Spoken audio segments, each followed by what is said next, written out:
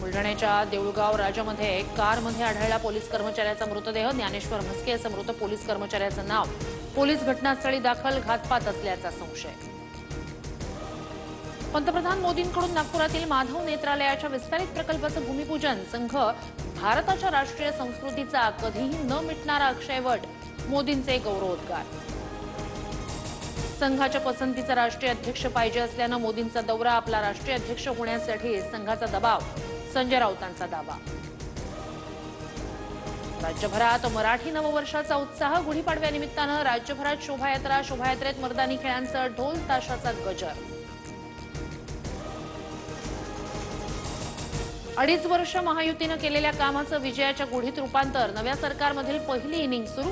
विकासाच्या गुढ्या उभारून राज्याला पुढे नेणार उपमुख्यमंत्री शिंदेंची प्रतिक्रिया।